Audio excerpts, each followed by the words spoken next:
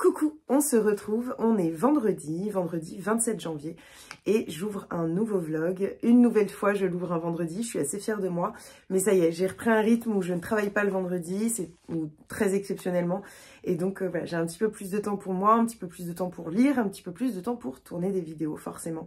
J'avais pas prévu pour le coup de vous prendre maintenant, mais mon postier m'a appelé, enfin un coursier m'a appelé pour me signifier qu'il ne pouvait plus rien mettre dans ma boîte aux lettres et qu'il avait un colis pour moi. Et donc j'étais à la maison, donc cool.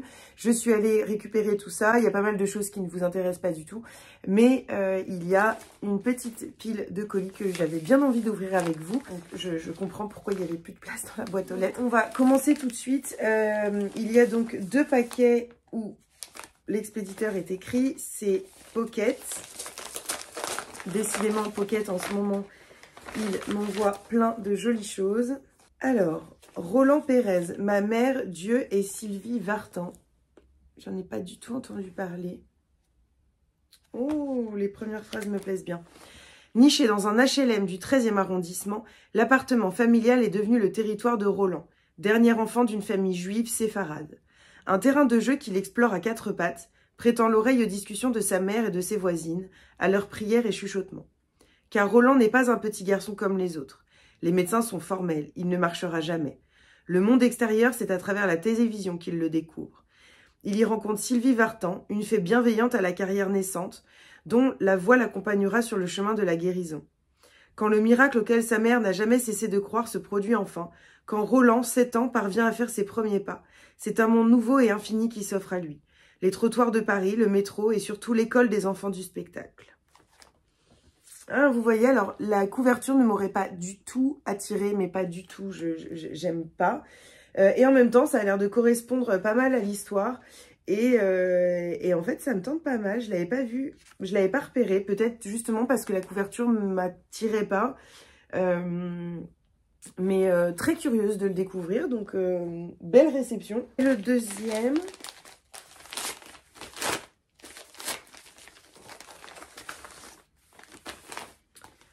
Le roman de Philippe Besson, Paris-Briançon. Je n'ai jamais lu Philippe Besson. Non, je n'ai jamais lu Philippe Besson. Je sais bien ce que je me disais. Très curieuse de le découvrir. J'avais vu que certaines copines l'avaient reçu. Je sais aussi qu'elles n'envoient pas toujours à tout le monde. Elles font quand même un tri. Et donc, voilà, je pensais pas le recevoir, mais je suis assez contente. Je vais découvrir sa plume. Est-ce que... Oui, je peux vous lire le résumé peut-être. Rien ne relie les passagers montés à bord du train de nuit 5789. À la faveur d'un huis clos imposé tandis qu'ils sillonnent des territoires endormis, ils sont une dizaine à nouer des liens, laissant l'intimité et la confiance naître, les mots s'échanger et les secrets aussi. Derrière les apparences se révèlent des êtres vulnérables, victimes de maux ordinaires ou de la violence de l'époque. Des voyageurs tentant d'échapper à leur solitude, leur routine ou leurs mensonges. Ils l'ignorent encore, mais à l'aube, certains auront trouvé la mort. Ensuite, on a un livre, je ne sais pas de qui c'est. Ok, alors, un roman Charleston, une réédition qui... Ah oui, je sais pourquoi je le reçois. Je suis vraiment fatiguée. En fait, j'ai accepté en tant qu'ancienne lectrice de participer au prix des lectrices Charleston cette année, avec un immense plaisir d'ailleurs. Et j'ai reçu, je pense, un roman de la sélection. Il était une fois, cherche une jeune femme avisée de Sophie Jomain, que je n'ai pas lu. J'aime beaucoup Sophie Jomain. J'ai découvert un de ses romans de Noël, mais j'ai surtout découvert sa plume avec M'asseoir 5 minutes avec toi, j'ai pas envie de dire de bêtises. Où es-tu, Sophie Jomain? Oui, c'est M'asseoir 5 minutes avec toi, que j'avais beaucoup aimé. Donc, très curieuse de découvrir ce livre et je vous en dirai des nouvelles rapidement parce que je crois qu'on doit clôturer les... On doit avoir lu et fait notre choix en mai, quelque chose comme ça. Donc, voilà, je vous en dirai des nouvelles. Et enfin, j'ai reçu un roman de la part de chez Erol. Les heures insouciantes. Bon, déjà, la couverture, j'aime beaucoup. J'ai un joli marque-page. Et je vous ai même pas montré la couverture. Hop. Donc, Les heures insouciantes de Carole Declercq. La saga des désobéissances, tome 1. Alors, une saga romanesque au cœur des années 30 et 40. Deux jeunes filles et amies découvrent l'amour à la veille de la Seconde Guerre mondiale. Le tome 2 sortira en octobre 2022 et le tome 3 en mars 2024. Ce sera Les heures hostiles et les heures sauvages. J'ai vraiment envie de le lire.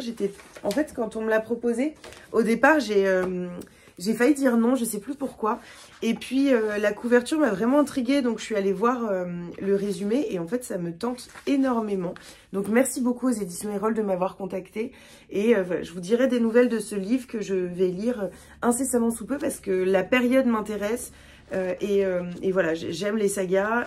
J'aime bien comment c'est écrit, même si je trouve qu'il n'y a pas assez de marge. Mais bon, ça c'est encore, enfin c'est une histoire très personnelle. Moi j'ai du mal avec les romans où les marges sont toutes petites.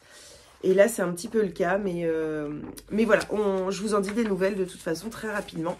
Et puis je vous reprends dès que j'ai des choses à vous montrer ou à vous partager. Coucou, je vous reprends, on est mardi après-midi. Aujourd'hui j'ai pu travailler malgré la grève. Mais je ne travaille pas cet après-midi tout simplement parce que l'endroit où je travaille a fermé ses portes. Et je voulais vous parler un petit peu. Mon fils et mon conjoint sont partis chercher à manger ce midi. Donc là, ils sont dehors. Ils sont partis déjà depuis pas mal de temps. Donc potentiellement, il faudra que je fasse une petite pause dans ce tournage. Mais on verra ça. Je voulais vous montrer quelques réceptions et puis vous parler de mes lectures terminées. Tout d'abord, j'ai reçu deux superbes marque-pages qui me viennent de Léa Book Addict. Vous avez de toute façon sa boutique toujours en lien dans la barre d'infos. Ils sont absolument superbes, j'adore. Et je sais pas si on voit bien, mais en fait c'est un petit peu brillant. Non, on voit pas. Le papier est un petit peu brillant et j'aime beaucoup. Je trouve que ça va parfaitement. En fait, souvent les marque-pages que Léa fait sont de textures assez différentes. Et j'aime bien... j'ai l'impression en tout cas que elle réfléchit toujours à la texture du marque-page. Moi je suis un peu, ça fait un peu folle dit comme ça. Mais il y en a qui sont vraiment tout doux, notamment que j'adore et qui est tout doux et qui a vraiment une texture cocooning en fait. Donc voilà, j'aime beaucoup et souvent ils ont des textures ou des couleurs un petit peu différentes. Et là elle a repris un papier qui fait que voilà, il y a un petit peu de brillance et j'adore. Petit aparté. J'ai également reçu un roman de Marie Scondé qui est sorti aux éditions Pocket, L'Évangile du Nouveau Monde. Je crois qu'il est sorti en janvier, mais je mettrai un petit disclaimer si ce n'est pas le cas. J'ai jamais lu pour l'instant Marie Scondé et on m'a dit, il y a eu... certaines personnes ont réagi sur Instagram à ma story quand je l'ai reçue en me disant que si je ne l'avais jamais lu, il fallait absolument que je commence par Moi Tituba Sorcière. Et donc je vais écouter vos conseils et je vais commencer par Moi Tituba Sorcière et puis je lirai l'Évangile du Nouveau Monde après. Je vais quand même vous lire le résumé parce que moi aussi ça m'intéresse, je ne l'avais pas vraiment lu. En fait j'ai tellement envie de découvrir cette autrice que voilà, dès que j'ai vu qu'il y avait celui-ci dans le programme, je l'ai demandé. Au commencement était la crèche. Né un soir de Pâques, sur la paille et au pied d'un âne, c'est tout naturellement qu'on l'appellera Pascal. Qui sont les vrais parents de ce petit messie d'outre-mer, prophète au sang mêlé? À quelle croisée s'enracinent ses origines? Élevé par un vieux couple d'horticulteurs, l'enfant trouvé ne cessera plus dès lors de chercher Dieu, son père. Sa mission, changer le monde. Du Brésil à New York en passant par Haïti, l'île oubliée du ciel, voici l'Évangile selon Pascal. Un évangile métissé, candide, imparfait et miraculeux. Un évangile nouveau pour un monde nouveau. J'ai également reçu Perles de Lune qui sort le 9 février 2023 aux éditions de l'Archipel. Donc Perles de Lune de Di Morisset. Je n'aime pas les bandeaux. Et donc voilà ce petit bébé. J'adore, je trouve trop beau. J'aime beaucoup la couverture. Je vous lis le résumé. Sydney, de nos jours. Lily Barton vient de perdre sa mère. Dans un coffret, parmi des lettres et des photos, elle découvre un collier de perles orné d'un mystérieux pendentif ayant appartenu à son arrière-grand-mère Olivia. Lily, qui ignore tout de ses origines, et voudrait transmettre à sa fille l'histoire de leur famille, rejoint la côte occidentale de l'Australie, où elle met au jour le journal intime de son aïeul. Au fil de sa lecture, elle voit se dessiner un amour si profond et passionné que rien n'a pu le surpasser. Perle de lune est l'histoire de cet amour qui triomphe de tous les obstacles. Jamais depuis Les oiseaux se cachent pour mourir de Colin McClough, un roman n'avait célébré avec une telle force l'Australie, terre de tous les possibles. Alors, ce livre m'intéressait beaucoup, et notamment parce que justement il se passe en Australie, et je lis peu de romans qui se déroulent là-bas, donc voilà. Très très envie de le lire. Je ne connaissais pas cette autrice, qui a reçu le prestigieux Lloyd O'Neill Award pour l'ensemble de son œuvre. Une série télé de 6 épisodes a été adaptée de Perle de lune. Je verrai si ce roman me donne envie de regarder la série. Et j'ai reçu également... Là, vous allez rigoler, vous allez vous dire, mais elle l'a déjà lu. Oui, je l'ai déjà lu, je l'avais acheté en petit format, mais pour ma collection, j'ai demandé s'il était possible de recevoir Le rêve de nos mères de Karin Pitoki en grand format. Pour pouvoir voilà, le mettre dans ma petite bibliothèque, parce que j'ai le tome 2 et le tome 3 en grand format et j'ai envie d'avoir la collection complète. Je l'ai cherché pendant pas mal de temps en librairie d'occasion et je ne l'ai jamais trouvé. Et forcément, voilà, quand il y a un poche qui sort, le grand format est beaucoup moins accessible. Et donc, et ben, merci beaucoup aux éditions Charleston qui ont accepté de me l'envoyer pour ma collection. Donc, trop contente. Et maintenant, on va passer à l'update lecture. Tout d'abord, je voudrais vous parler de ce graphique porte-bonheur de Takmela. C'est publié chez Le Duc Graphique et c'est une incroyable bande dessinée sur la dépression, sur la maladie mentale et sur l'omniprésence de la dépression en fait quand on en est atteint. C'est un roman graphique très beau, très doux, qui se termine... de façon un peu abrupte pour moi parce que je ne m'attendais pas à ce qu'il y ait un deuxième tome et clairement la fin montre qu'il y aura un deuxième tome. Il y a une petite partie avec la foire aux questions de l'angoisse. Donc c'est un petit bonus mais que j'ai trouvé extrêmement intéressant sur la dépression, les conseils pour gérer l'anxiété et l'angoisse. Enfin, j'ai trouvé ça vraiment super. Et en fait, ce que j'adore dans cette bande dessinée, c'est vraiment cette espèce de métaphore qui est transmise par l'incarnation de la dépression, par ce petit être qui se matérialise et qui va voilà, toujours être là, derrière. Et j'ai trouvé ça vraiment, vraiment très bien fait. Et j'ai trouvé que Clément, le personnage principal, était touchant. Et au lieu de se battre contre cette petite incarnation de sa dépression, va vivre avec et va essayer d'évoluer avec. Et j'ai trouvé ça vraiment superbe, donc je ne peux que vous la recommander. J'ai terminé et pour une fois, j'ai pas envie de dire enfin parce que je l'ai lu tout le mois de janvier et pourtant, j'avais pas envie de le terminer. Et d'ailleurs... quand j'ai entendu, parce que je l'ai surtout écouté, conclusion, ça m'a fait un petit coup et j'ai arrêté ma lecture et je l'ai repris en papier en rentrant chez moi. Définitivement, j'aime énormément la littérature anglaise, j'aime énormément la littérature victorienne.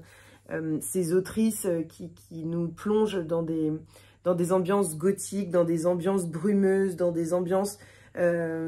où on est plongé dans un manoir auprès de femmes un petit peu différentes des héroïnes qu'on a l'habitude de suivre, qu'on a l'habitude de rencontrer. Et voilà, un petit peu comme Les Hauts de Hurlevent, mais également en fait comme des romans plus récents, mais dans le style victorien, comme Descendre sur tes mains par exemple, mais également un roman dont je vais vous parler juste après. En fait, je sais pas exactement comment expliquer ce que ça me provoque, mais j'adore le voyage qui m'est proposé, j'adore les rencontres qui me sont proposées, j'adore retrouver cette plume sublime que j'avais découvert avec Emily Brontë, et même si elles ont des écritures différentes, on reste dans cette écriture très travaillée, cette écriture un petit peu d'un autre temps, et je pense que suivant les traductions, ça se voit plus ou moins. En tout cas, vraiment un autre coup de cœur dans la littérature classique.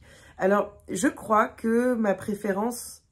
Je crois que j'ai pas de préférence, mais je crois que Jane Eyre a vraiment conquis mon cœur. Je crois que Jane Eyre a vraiment conquis mon cœur, un petit peu comme Persuasion de Jane Austen, qui est venue me prendre là et qui m'a fait me dire, mais pourquoi je ne lis pas plus de classiques? Et là, Charlotte Brontë m'a encore fait dire ça à la fin. Et donc, voilà, j'ai vraiment adoré ma lecture. Je ne peux que vous recommander de découvrir la littérature victorienne anglaise, la littérature, les livres de Charlotte Brontë, de Emily Brontë, les livres de Jane Austen également. C'est vraiment des romans que j'adore. Et dans un style un petit peu similaire, entre guillemets, j'ai lu Un jardin de mensonges de Suzanne Fletcher, qui n'est autre que donc l'autrice de Un bûcher sous la neige. Et en fait, tout le long du roman, je me suis dit, mais j'ai vraiment l'impression d'être plongée dans un roman de l'époque victorienne, que ce soit par l'écriture ou que ce soit par l'histoire. D'ailleurs, ça se passe à Londres, on suit une jeune femme qui va être embauchée dans une grande demeure avec des domestiques. L'ambiance est assez gothique, brumeuse, mystérieuse. On a voilà, plein de secrets, plein de mystères, plein de fantômes, fantômes dans tous les sens du terme, dans tous les sens que ce mot peut avoir. Et vraiment un énorme coup de cœur pour Un jardin de mensonges de Suzanne Fletcher.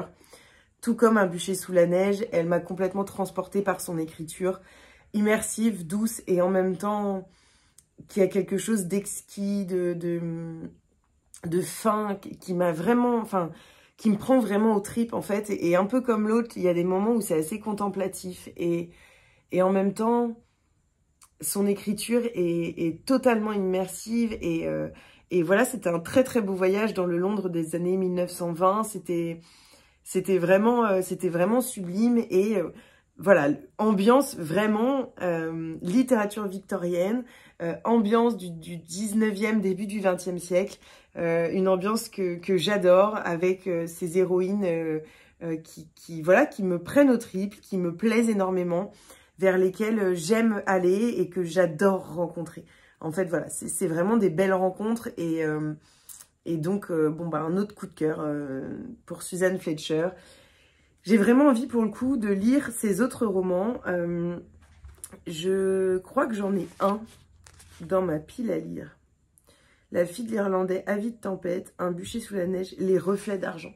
Je me demande si je n'ai pas Les reflets d'argent dans ma pile à lire. Il faudrait que je regarde ça, mais le titre me dit quelque chose. Et j'ai terminé Le Père, un règlement de compte de Niklas Frank. Alors, très complexe comme chronique à faire, très complexe comme livre. En fait, la complexité de ma chronique reflète exactement la complexité de ce livre, qui est une espèce d'exutoire. Niklas Frank n'est autre que le fils de Hans Frank, ministre d'Hitler pendant la Seconde Guerre mondiale, qui était gouverneur de la Pologne, gouverneur général de la Pologne occupée, et donc responsable de la majeure partie des camps d'extermination.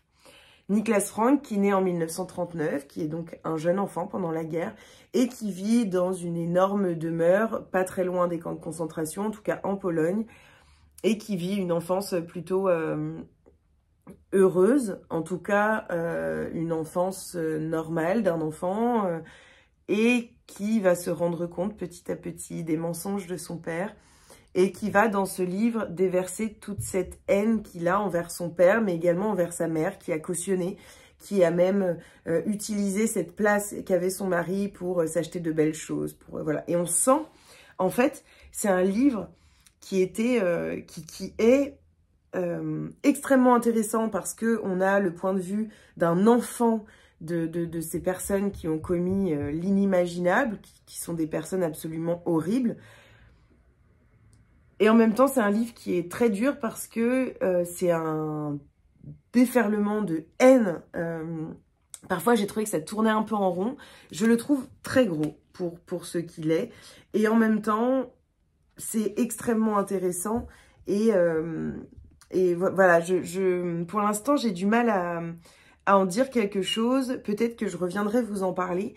En tout cas, j'ai trouvé ça en fait, je le trouve primordial dans le sens où on n'a pas beaucoup de livres qui parlent de ce point de vue. Là, on a un homme qui est réellement le fils d'un ministre gouverneur de la Pologne pendant la Seconde Guerre mondiale, qui a été d'ailleurs pendu au procès de Nuremberg, d'après ce que j'ai retenu. Exécuté à la suite du procès de Nuremberg. Je ne sais pas comment il a été... Enfin, je me souviens plus exactement comment il a été exécuté. En tout cas, une grande figure de ce régime. Et donc, c'est très intéressant de pouvoir avoir le point de vue de son fils, le point de vue de comment sa famille a réagi, comment sa femme a réagi, la vie qui a été celle de ce petit garçon pendant la Seconde Guerre mondiale, pendant que toutes ces atrocités étaient vécues juste à côté de lui. Voilà, en tout cas, un superbe essai, document, une superbe lettre, pleine de haine, et en même temps, c'est de la haine qui est dirigée vers un homme qui ne mérite que ça. Et voilà, j'ai trouvé ça vraiment très intéressant, et je suis plutôt contente de l'avoir lu. J'étais pas motivée plus que ça au départ, même si ça m'intéressait beaucoup, mais je le trouvais très gros, et pour le coup, j'ai mis du temps à le lire. Ça a été, je vous le cache pas, assez fastidieux par moments, mais j'ai beaucoup aimé et je ne regrette vraiment pas de m'être lancée dedans parce que je trouve ça vraiment important et je trouve que c'est un devoir de mémoire. Et c'est aussi très important de se rendre compte que, enfants, nous ne sommes pas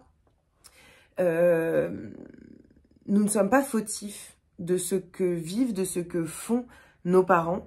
On subit également.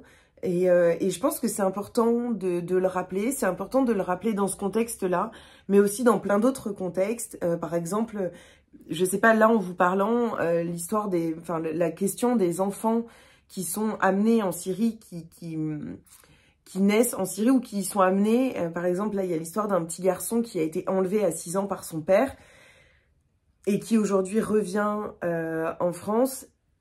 Ces enfants ne sont pas fautifs de ce que leurs parents ont fait, des idées de leurs parents. Et je pense que il faut bien sûr les accompagner, mais que c'est important de se rendre compte qu'on n'est pas forcément ce que sont nos parents. Et ce livre vient le montrer. Je vous reprends, on est jeudi soir, enfin pas tout à fait soir, il est 17 h, mon chéri prépare des crêpes parce que c'est la Chandeleur et on a un ami de Léon qu'on a récupéré à la sortie de l'école, qu'on garde là pour le goûter.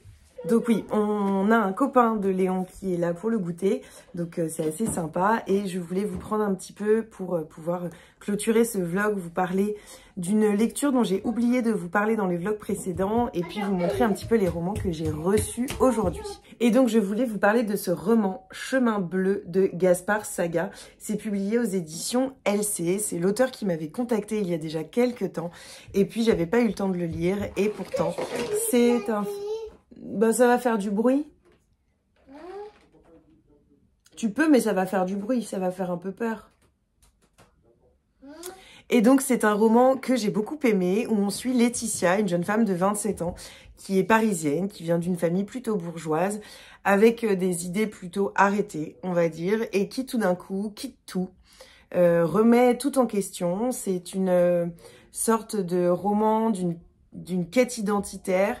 Laetitia est une femme qui m'a beaucoup touchée. C'est un livre qui est très bien écrit. J'ai vraiment été émue par l'écriture, émue par cette rencontre.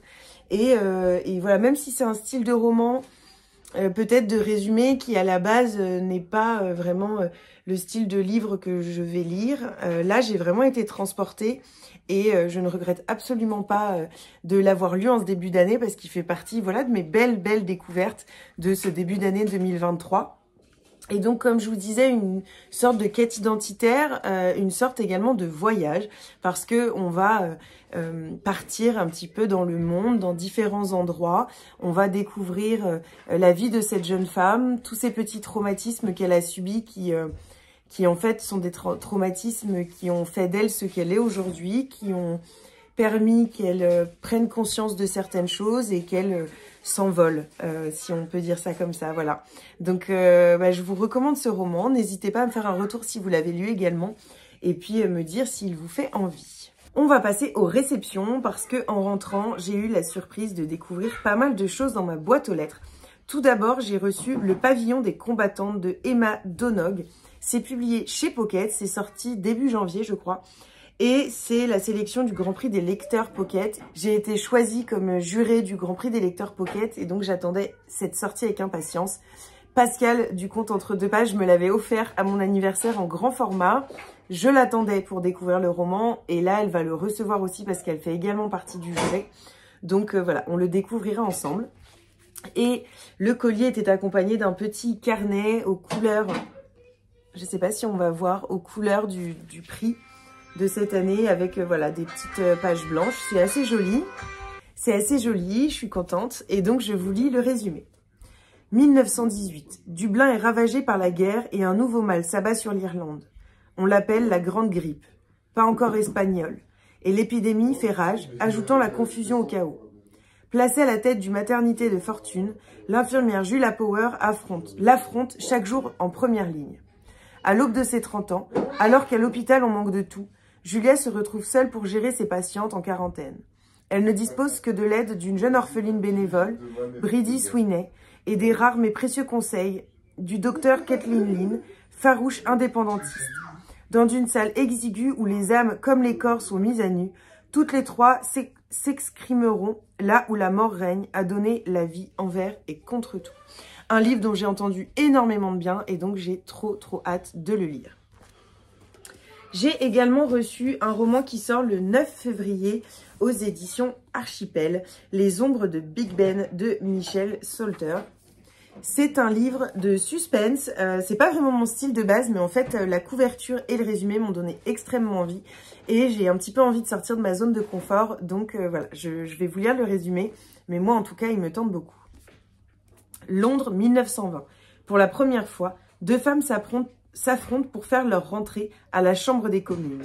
À cette occasion, la journaliste stagiaire Iris Woodmore revient dans le quartier de Westminster, un lieu douloureux pour elle. 6 ans plus tôt, sa mère y est morte en se noyant dans la Tamise en marge d'une manifestation de suffragettes. Non loin de Big Ben, un homme révèle à Iris que sa mère n'est pas tombée par accident, elle a sauté. Bien décidée à découvrir la vérité, Iris mène l'enquête. Tous les indices semblent converger vers Crookham Hall, la majestueuse demeure de Lady Timpson, l'une des candidates à l'élection. Une honorable façade qui semble cacher bien des secrets. Mêlant enquête policière et récit historique, ce roman est aussi celui du combat des femmes pour leurs droits dans l'Angleterre du début du XXe siècle. Donc voilà, en fait ça correspond et à un style de roman que j'adore, le roman historique, le roman féministe, et en même temps on a cette petite enquête policière, ce petit mystère qui me tente beaucoup et qui va me faire sortir un peu de ma zone de confort, donc trop hâte de découvrir. Et j'aime beaucoup cette maison d'édition, donc je sais que dans tous les cas, je vais passer normalement un bon moment. J'ai reçu une bande dessinée, je crois qu'elle va faire vraiment écho à des choses très personnelles, donc j'ai vraiment hâte de la découvrir. Il s'agit de Ne jamais couler de Marie de Brouwer et Lucie Macaroni. C'est publié donc chez Le Duc Graphique. Je vais pas vous en reparler encore une fois. Une maison d'édition graphique que j'adore. C'est vraiment une collection que je trouve incroyablement bien faite et je trouve que les sujets abordés le sont avec énormément de justesse et d'authenticité. Et donc voilà, c'est vraiment un énorme coup de cœur en fait pour la maison d'édition et notamment pour cette collection graphique. Je vous lis le résumé. La grossophobie définit l'ensemble des discriminations que vivent les personnes grosses dans notre société. Elle est constante dans nos vies, de l'enfance à l'âge adulte. C'est une discrimination silencieuse, ignorée, légitimée. Alors voilà, la grossophobie, elle est partout, tout le temps, et tout le monde s'en fout. Avec une approche ludique et un amour décapant, Marie de Brouwer nous raconte son histoire et son combat contre l'injustice qu'elle vit au quotidien, portée par les illustrations pétillantes de Lucie Macaroni. Je pense la dévorer ce soir ou demain, parce que demain je ne travaille pas. Donc je vais amener Léon et pour une fois, j'ai pas de rendez-vous administratif. Je crois, il faudrait que je vérifie dans mon agenda, mais j'ai pas de rendez-vous normalement demain. Et donc je vais pouvoir voilà, me concentrer sur la lecture et donc sur ce magnifique roman graphique qui fera partie de mon challenge 7 jours 7 livres. Voilà, je pensais clôturer ici. Et puis en fait, je me suis souvenu que ce soir, on avait une super visio. La visio de Noël avec les éditions Hurlevent. On l'a fait un peu tard, mais il y a eu quelques soucis pour plusieurs d'entre nous. Et donc elle a été décalée. Et ce soir, on va ouvrir nos colis Secret Santa qu'on a reçus mi-décembre, je dirais. Et donc, je pense que je viendrai clôturer en vous montrant un petit peu le colis, tout simplement.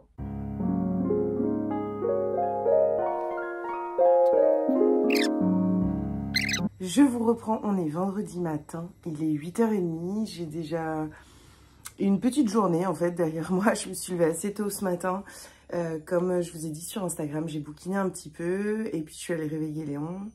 Il m'a demandé d'aller au centre de loisirs parce qu'il y a une copine à lui de la classe qui est là-bas et il adore cette copine, donc je l'ai amené au centre de loisirs, hein. Et moi, j'en ai profité pour aller faire des petites courses avant qu'il y ait plein de monde. Et en effet, il n'y avait personne. Donc c'était cool. Je voulais venir clôturer ce vlog qui sortira pour vous aujourd'hui, mais un petit peu plus tard, le temps que je monte et que je poste ça sur YouTube. Voilà. J'espère que vous aurez passé un joli moment. Et puis, on va clôturer ce vlog en vous montrant un joli colis que j'ai reçu. Comme vous avez vu dans les plans précédents, hier soir, on avait une petite visio avec les éditions Hurlevent. Donc, je suis une voix de Hurlevent et on avait fait en fait un Secret Santa. Sauf que on est plusieurs des voix ou des personnes de la maison à avoir eu des petits soucis perso, pro, enfin voilà. Et donc, ça avait été compliqué de trouver une date pour pouvoir les ouvrir ensemble et puis partager un petit moment. Et on l'a enfin fait hier soir, donc jeudi 2 février. C'était super sympa. Et donc, ma Secret Santa, mais vous le savez déjà parce qu'il y avait eu un petit couac et elle avait ouvert, elle vous avait présenté le colis que j'ai reçu dans son vlog. Mais je vais quand même vous montrer ça pour ceux qui n'avaient pas vu. Voilà. Alors, dans le colis, déjà, il y avait un petit sachet palais d'été avec des petits calissons aux noisettes.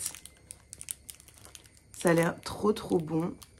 Je pense m'en grignoter ce matin. Avec un thé du hammam, thé vert, fleurs et fruits rouges. Et une jolie tasse en verre qui est transparente. Et ça me plaît beaucoup parce que je n'ai pas de tasse transparente comme ça. En tout cas, j'en ai plus. J'en avais une avant, elle s'est cassée. Et c'est vrai que moi, j'adore parce que c'est très joli. On met le café et maintenant que j'ai ma mousse de lait, voilà, je pense que ça va être pas mal.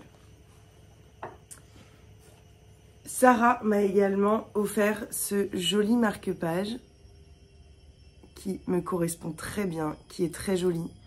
Ici, il y a un petit soleil. C'est trop beau, j'adore. Vous excuserez ma tête du matin. Il est 8h. Je suis encore en pyjama. J'ai amené mon fils. J'avais quand même mis un pantalon, enfin un jean, mais sinon c'était caché. Et voilà. Et donc, Sarah m'a énormément gâtée puisqu'elle m'a offert 3 livres de ma wishlist. En premier lieu, Le Paradis Blanc de Christine Anna, qui est publié donc chez Michel Lafon. Il est sorti depuis en petit format parce qu'il est sorti en 2018 et je crois que il est publié chez Pocket je crois qu'il est publié chez Pocket ou chez J'ai lu, je ne me souviens plus. En tout cas, un livre qui me fait très envie, je vous lis le résumé. Quand Ernst rentre du Vietnam, son fils Lenny, 10 ans, ne le reconnaît pas. Poursuivi par de terribles cauchemars, Ernst se montre violent envers sa femme, Cora. Un jour, il reçoit une lettre du père d'un de ses amis, mort dans ses bras durant cet enfer, qui lui lègue une masure en Alaska. Il se dit qu'il pourra peut-être s'y reconstruire. Avant la guerre, ils étaient si heureux. Christine Anna, née en 60 en Californie, était avocate avant de devenir écrivain à succès. Avec son actif, plus de 20 romans, tous populaires dans son pays. Après Le Chant du Rossignol, best-seller mondial, Christine Anna revient avec ce roman historique éblouissant, éblouissante saga familiale dans l'Alaska des années 1970. Et c'est carrément un roman pour l'hiver. Mais là, pour l'instant, Ma palle est déjà plus ou moins remplie, donc je verrai quand je le lirai. Elle m'a également envoyé « Tant qu'il y aura des cèdres » de Pierre Jarawan. C'est publié au Livre de Poche. Et c'est Eline du compte Mes Livres de Poche qui en avait parlé et qui m'avait fait extrêmement envie avec ce roman, dont je vais vous lire le résumé. Après avoir fui le Liban, les parents de Samir se réfugient en Allemagne où ils fondent un foyer soudé autour de la personnalité solaire de Brahim, le père. Des années plus tard, ce dernier disparaît sans explication, pulvérisant leur bonheur. Samir a 8 ans et cet abandon ouvre un gouffre qu'il ne parvient plus à refermer. Pour sortir de l'impasse, il n'a d'autre choix que de se lancer sur la piste du fantôme et se rend à Beyrouth, berceau des contes de son enfance, afin d'y dénicher les indices disséminés à l'ombre des cèdres. Voyage initiatique palpitant, tant qu'il y aura des cèdres révèle la beauté d'un pays qu'aucune cicatrice ne peut altérer. À travers cette quête éperdue de vérité, se dessine le portrait d'une famille d'exilés, déchirée entre secrets et remords, fête et nostalgie. Et pour finir, elle m'a offert « Tous tes enfants dispersés » de Beata Oumoubieli Mérès. Et je suis trop contente parce que elle me l'a offert en grand format. Je pense que c'est de l'occasion, hein, les romans qu'elle m'a offert, parce que le budget était quand même assez serré et un grand format aurait clôturé le budget en gros. Mais je suis trop contente qu'il soit dans ce format parce que j'ai le deuxième roman de l'autrice de la même maison d'édition dans ce format-là également. Je vous en avais parlé cet été, ça avait été un gros coup de cœur. C'était le roman Consolé. Et là, Beata Oumoubieli Mérès nous parle également du Rwanda et je vous lis le résumé. C'est un roman que j'aimerais lire potentiellement. Il fera d'ailleurs partie du Book Club Challenge de lire, du Book Club Livresse de lire en voyageant. Je crois au mois de mai, mais je vérifierai ça. En tout cas, j'adore la couverture. J'adore la couve, elle est vraiment très belle. Peut-on réparer l'irréparable? Rassembler ce que l'histoire a dispersé. Blanche, rwandaise, vit à Bordeaux après avoir fui le génocide des Tutsis en 1994. Elle a reconstruit sa vie en France avec son mari et ses enfants métis, Stokely. Mais après des années d'exil, quand Blanche rend visite à sa mère, Immaculata, la mémoire douloureuse refait surface. Celle qui est restée et celle qui est partie pourront-elles se parler, se pardonner, s'aimer de nouveau? Stokely, lui, pris entre deux pays, veut comprendre d'où il vient. Ode aux mères persévérantes, à la transmission, à la pulsion de vie qui anime chacun d'entre nous. Tous tes enfants dispersés portent les voix de 3 générations, tentant de renouer les liens brisés et de trouver leur place dans le monde d'aujourd'hui. Ce premier roman fait preuve d'une sensibilité impressionnante et signe la naissance d'une voix importante. C'est vraiment une autrice qui me parle beaucoup. Son deuxième roman m'a complètement captivée et en fait celui-ci est dans ma wishlist depuis sa sortie en grand format. Depuis, il est sorti en petit format et j'avais jamais craqué dessus et pourtant il est vraiment dans le top de ma wishlist depuis longtemps. Donc voilà, trop contente. C'est publié donc aux éditions Autrement et je vous en reparle très rapidement parce qu'il sera lu très rapidement. Voilà, j'espère que vous aurez passé un joli moment avec ce petit vlog. J'espère que vous allez bien. Je vous souhaite un joli week-end si vous regardez ce vlog vendredi ou pendant le week-end. Et puis, je vous fais des bisous et on se retrouve très vite pour une nouvelle vidéo. Ciao!